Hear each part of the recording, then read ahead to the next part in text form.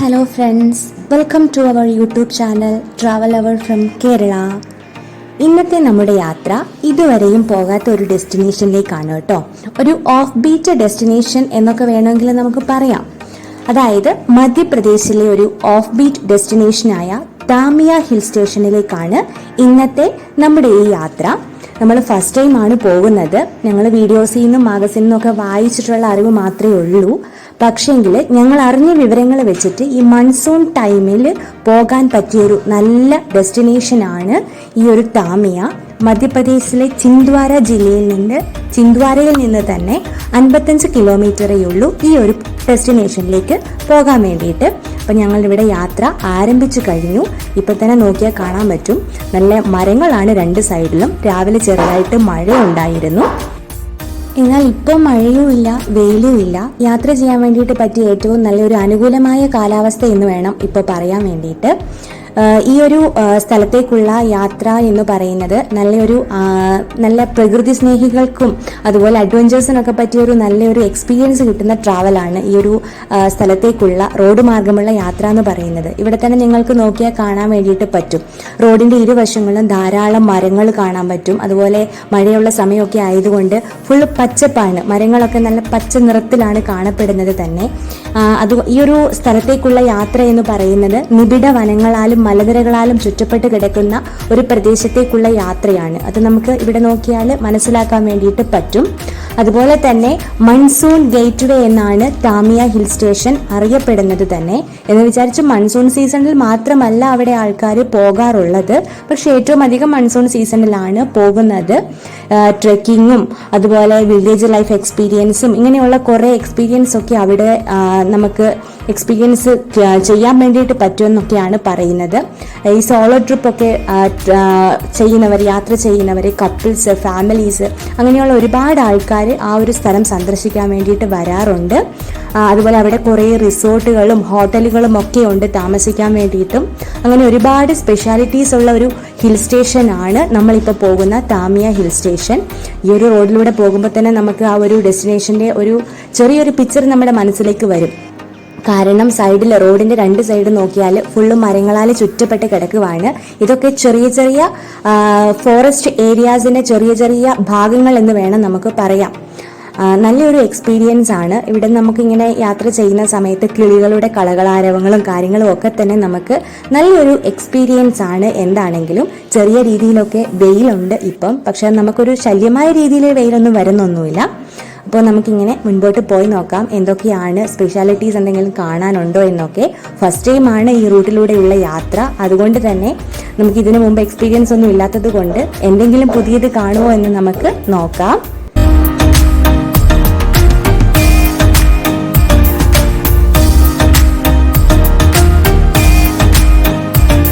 അങ്ങനെ നമ്മളിപ്പോൾ താമിയ ഹിൽ സ്റ്റേഷനിൽ എത്തിയിരിക്കുകയാണ്. ദ വെൽക്കം എന്ന് പറഞ്ഞിട്ടുള്ള വ്യൂ പോയിന്റിലേക്കുള്ള ആ ഒരു വഴിയാണിത്. അവിടെ വെൽക്കം എന്ന് പറഞ്ഞൊരു ബോർഡ് നമുക്ക് കാണാൻ വേണ്ടിയിട്ട് പറ്റും. ഈ ഒരു വഴി എന്ന് പറയുന്നത് നമ്മൾക്ക് അവിടെ ഒരു വലിയൊരു വ്യൂ പോയിന്റ് ഉണ്ട്, അങ്ങോട്ടേക്കുള്ളതാണ്. ഈ കാണുന്ന ഈ ഒരു ബിൽഡിംഗില്ലേ, ഇത് ബ്രിട്ടീഷുകാരുടെ കാലത്ത് അവരുടെ ഒരു ക്ലിഫ് ഹൗസ് ആണ്. ഈ ഏരിയ ഒക്കെ പറയുന്നത് ബ്രിട്ടീഷ് ഇന്ത്യ എസ്റ്റാബ്ലിഷ് ചെയ്ത ഒരു കണ്ടോൺമെന്റ് ഏരിയ ആയിരുന്നു. ഇപ്പോൾ അത് ഗവൺമെന്റ് ഗസ്റ്റ് ഹൗസ് ആയിട്ടാണ് ഉപയോഗിക്കുന്നത്. ഇത് കണ്ടോ, ഇവിടെയൊക്കെ ഇപ്പോൾ ഫുൾ കോട മഞ്ഞാട്ടോ. അത് രാവിലെ നമ്മളിവിടെ എത്തിയല്ലോ, അതുകൊണ്ട് തന്നെ നമ്മളിപ്പോൾ 9-10 മണിയായപ്പോഴേക്കും ഇവിടെ എത്തിയല്ലോ. ഇതാണ് ഞാൻ പറഞ്ഞ ആ ഒരു ബ്രിട്ടീഷുകാർ നിർമ്മിച്ച ഇപ്പം നമ്മുടെ ഗവൺമെന്റ് ഗസ്റ്റ് ഹൗസ് എന്ന് പറഞ്ഞത്. ഇതാണ് എക്സാക്റ്റ് ആ വ്യൂ പോയിന്റ്. പക്ഷെ ഒന്നും കാണാൻ പറ്റുന്നില്ല, ഫുള്ളും വെള്ള കളറിലാണ്.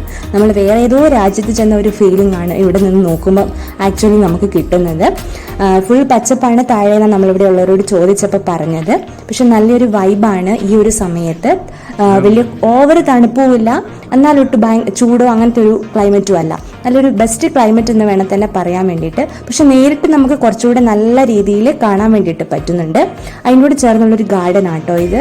ആ ഗാർഡനിൽ കാര്യമായ പൂക്കളൊന്നും ഇല്ലെങ്കിൽ പോലും ഇലകളൊക്കെ നല്ല പച്ച കളറിലും നല്ല വെട്ടി ഒരുക്കി നല്ല ഭംഗിയിൽ അവരത് സൂക്ഷിക്കുന്നുണ്ട്. എന്തായാലും നല്ല നീറ്റ് ആൻഡ് ക്ലീൻ ആയിട്ടുള്ളൊരു സ്ഥലമാണ് ഇവിടെ. അതുപോലെ ഇതിനോട് ചേർന്ന് ഹോട്ടലുകളുണ്ട്. അതുപോലെ ചെറിയ ചെറിയ ഭക്ഷണ ഐറ്റംസ് ഒക്കെ വിൽക്കുന്ന ചെറിയ ചെറിയ സ്റ്റാളുകളൊക്കെ ഉണ്ട്. അതൊക്കെ തുറന്നു വരുന്നതേ ഉള്ളൂ. അതുകൊണ്ട് അതൊക്കെ നമ്മൾ പിന്നീട് നിങ്ങൾക്ക് കാണിച്ചു തരാം.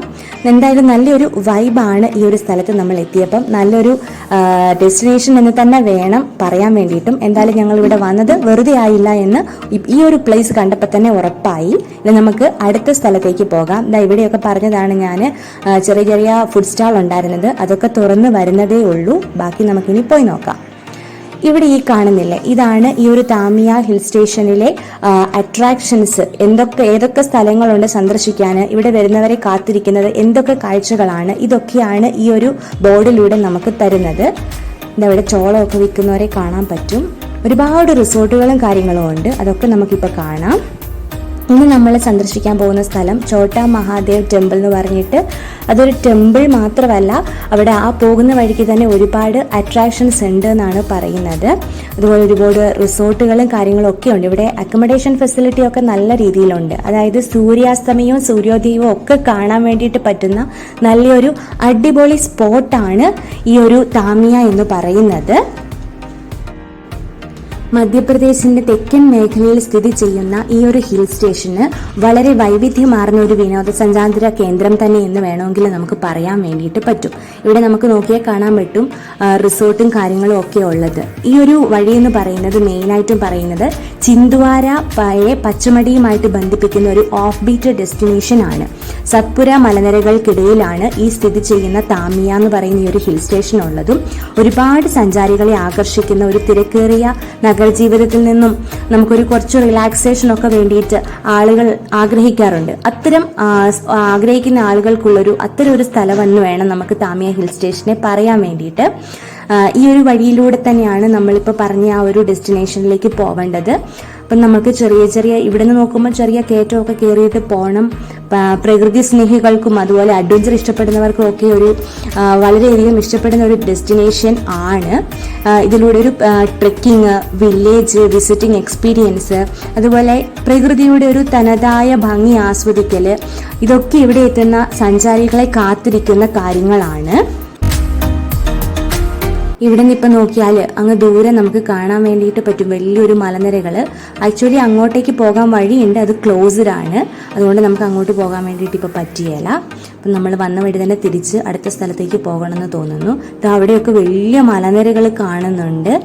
പക്ഷെ അതിൻ്റെ ക്ലിയർ ആയിട്ട് കാണാൻ വേണ്ടിയിട്ട് പറ്റുന്നില്ല, മഞ്ഞുള്ളത് കൊണ്ട്. അപ്പോൾ എന്തോ സ്പെഷ്യാലിറ്റി ഉള്ള സ്ഥലമൊക്കെ ആണെന്ന് തോന്നുന്നുണ്ട്. എന്തായാലും നമുക്ക് മുന്നോട്ട് പോയി നോക്കാം. മഴ പെയ്തിട്ടുള്ളത് കൊണ്ട് വെള്ളമുണ്ട്, ചെറിയ തെന്നലുള്ളത് കൊണ്ട് സൂക്ഷിച്ചു വേണം ഇതിലേക്കൂടെ നമ്മൾ പോകാൻ വേണ്ടിയിട്ട്. ഓൾറെഡി ഞാൻ പറഞ്ഞല്ലോ, നമ്മളിപ്പോൾ മൺസൂൺ ടൈമിലാണ് ഇവിടെ വിസിറ്റ് ചെയ്തേക്കുന്നത്, ഇവിടെ എത്തിയിരിക്കുന്നത്. ഈ സമയത്ത് എന്താണേലും ഈ ഒരു ഡെസ്റ്റിനേഷൻ വളരെ ഒരു അട്രാക്റ്റീവ് സ്പോട്ട് എന്ന് വേണം പറയാൻ വേണ്ടിയിട്ട്.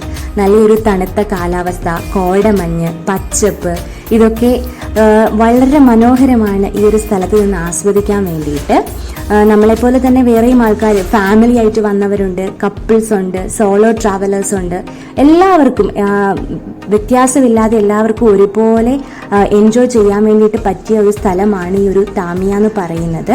സൂര്യാസ്തമയവും സൂര്യോദയവും എല്ലാം ഈ ഒരു പ്രദേശത്തേക്ക് കൂടുതൽ സഞ്ചാരികളെ ആകർഷിക്കുന്ന കാര്യങ്ങളൊക്കെ തന്നെയാണ്.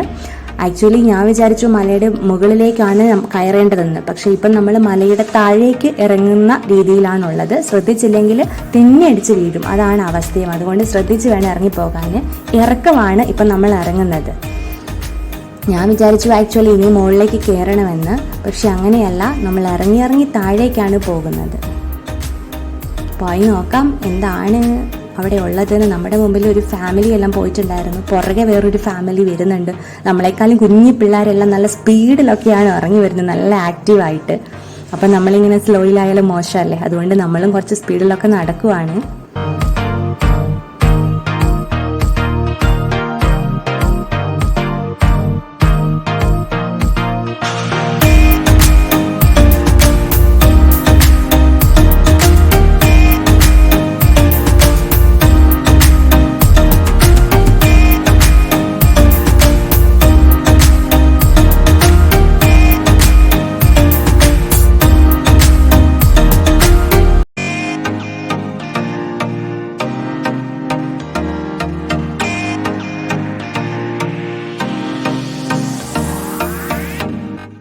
എന്റെ മുത്ത് അങ്ങോട്ട് നോക്ക്.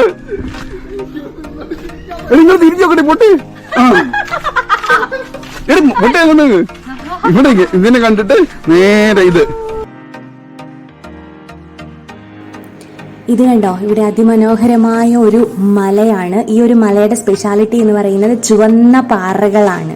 ആ ഒരു പാറ കൊണ്ട് ഫുള്ള് കവർ ചെയ്തിട്ടാണ് ആ ഒരു മലയുള്ളത്. ഇടയ്ക്കൂടെ അതുകൊണ്ട് ഉറവയായിട്ട് ഇങ്ങനെ വെള്ളമൊക്കെ വരുന്നത് കാണാൻ വേണ്ടിയിട്ട് പറ്റുന്നുണ്ട് നമുക്കിവിടെ. ഈ ഒരു സ്ഥലത്തിൻ്റെ ഈ ഒരു താഴ്വരയുടെ മെയിൻ എന്ന് പറയുന്നത് 2.5 ബില്യൺ വർഷങ്ങൾ പഴക്കമുള്ള ഔഷധ സസ്യങ്ങളും അതുപോലെ ഈ പറഞ്ഞ പാറകളൊക്കെ വർഷങ്ങൾക്ക് മുമ്പേ പഴക്കമുള്ള പാറകളൊക്കെയാണ്.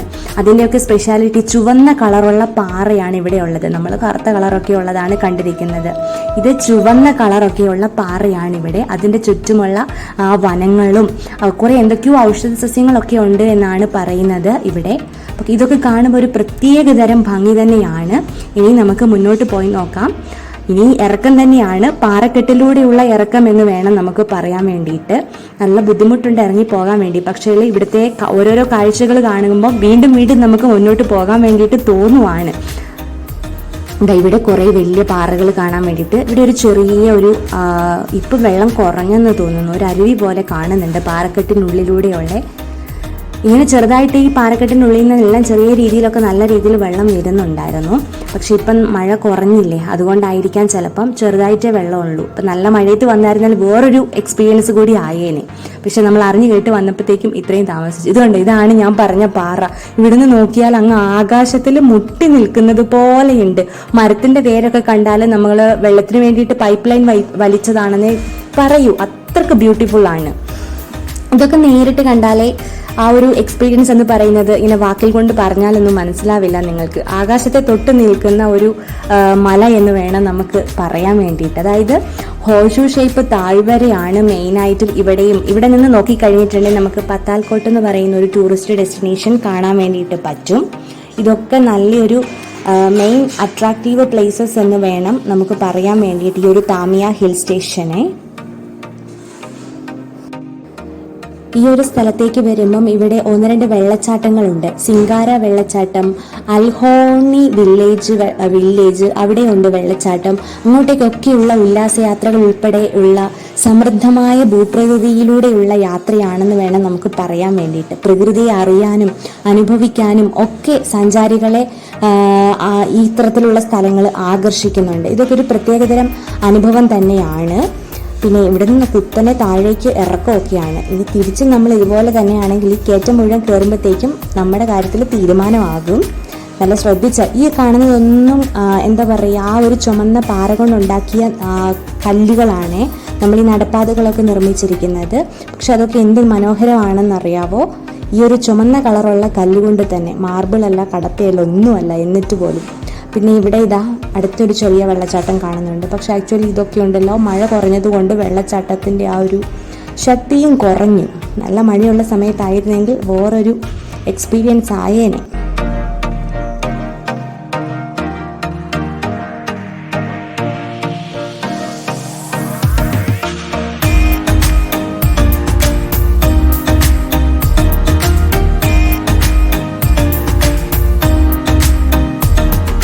ഇതാണ് നമ്മൾ ഫസ്റ്റ് അവിടെ നിന്ന് വന്ന സമയത്ത് ഒരു ടെമ്പിൾ ഉണ്ടെന്ന് പറഞ്ഞിട്ടില്ലായിരുന്നു, ചോട്ടാ മഹാദേവ് ടെമ്പിൾ അങ്ങനെ എന്തോ ആയിരുന്നു. ആ ഒരു ടെമ്പിളിൻ്റെ ഭാഗങ്ങളാണ് ഇവിടെ കാണുന്നത്. 2-3 സ്ഥലത്തുണ്ട് അങ്ങനെ ഓരോരോ ചെറിയ ചെറിയ കൊച്ചു ടെമ്പിൾസ്. അപ്പം അതൊക്കെ എന്താണെന്നൊന്നും ഡീറ്റെയിൽ ആയിട്ട് നമ്മൾക്കറിയില്ല. ജസ്റ്റ് നമുക്കൊന്ന് കണ്ടു കേട്ട് പോകാം, അത്രയേ ഉള്ളൂ.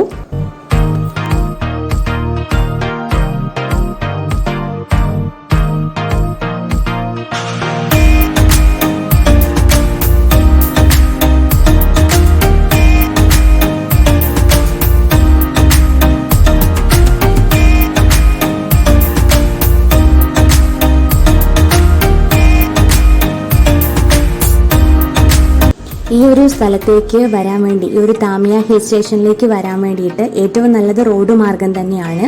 മധ്യപ്രദേശിലെ എല്ലാ നഗരങ്ങളിൽ നിന്നും റോഡ് മാർഗം താമിയയിലേക്ക് എത്താവുന്നതാണ്.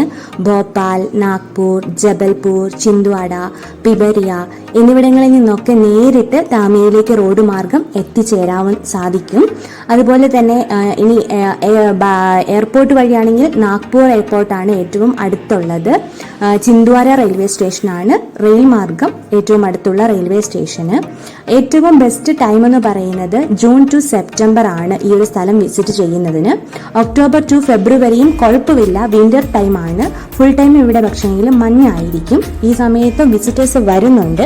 ധാരാളം അക്കോമഡേഷൻ ഫെസിലിറ്റീസ്, ഹോട്ടൽസും അതുപോലെ റിസോർട്ടുകളും ഇവിടെ ഉണ്ട്. ഇവിടുന്ന് പച്ചമടിയിലേക്ക് വലിയ ദൂരമൊന്നുമില്ല, നിയറസ്റ്റ് സ്ഥലം കൂടിയാണ്. അതുപോലെ ഇവിടെ നിന്ന് നോക്കിക്കഴിഞ്ഞിട്ടുണ്ടെങ്കിൽ പത്താൽക്കോട്ട് വ്യൂ പോയിന്റ്, ആ ഒരു ഡെസ്റ്റിനേഷനും കാണാൻ വേണ്ടിയിട്ട് പറ്റും. അതും ഒരു ടൂറിസ്റ്റ് ഡെസ്റ്റിനേഷൻ ആണ്. നമ്മളിനി അടുത്തത് അങ്ങോട്ടേക്കാണ് പോകാൻ വേണ്ടിയിട്ട് പോകുന്നത്. അതിൻ്റെ സ്പെഷ്യാലിറ്റി ഹോഴ്സ് ഷൂ ഷേപ്പ് ആയിട്ടുള്ള ഒരു മലനിരയാണ് നമുക്ക് അവിടെ നിന്ന് കാണാൻ പറ്റും. ഇവിടെ നിന്ന് നോക്കിക്കഴിഞ്ഞാൽ നമുക്ക് ആ മലനിര കാണാൻ പറ്റുന്നതുമാണ്. താഴ്വാരമാണ് പത്താൽക്കോട്ടിൻ്റെ മെയിൻ സ്പെഷ്യാലിറ്റി എന്ന് പറയുന്നത്.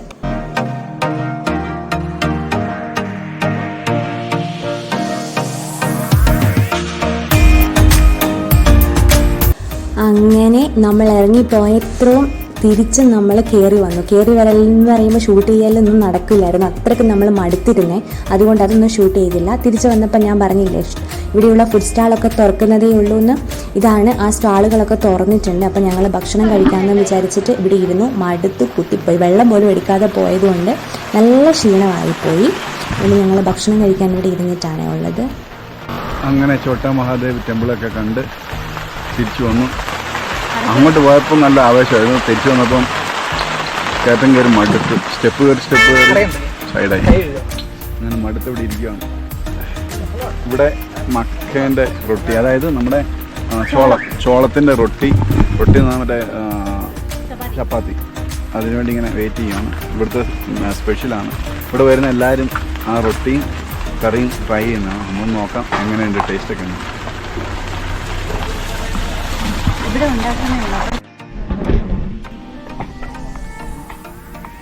അങ്ങനെ ഇവിടെ ഇപ്പോൾ നമ്മുടെ മുമ്പിലേക്ക് 3 സൈസ് ചട്നിയും അതുപോലെ മക്ക റൊട്ടിയും വന്നിട്ടുണ്ട്. അതായത് ചോളം കൊണ്ടുള്ള ചപ്പാത്തി.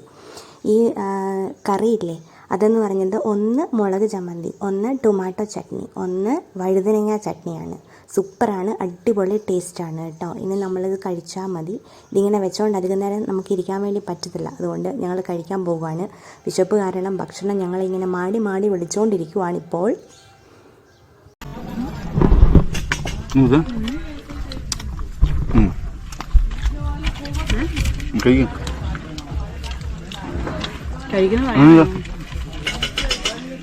പച്ച ചമ്മന്തി, ഇത് ചുമപ്പ് തക്കാളി, പച്ചമുളക്,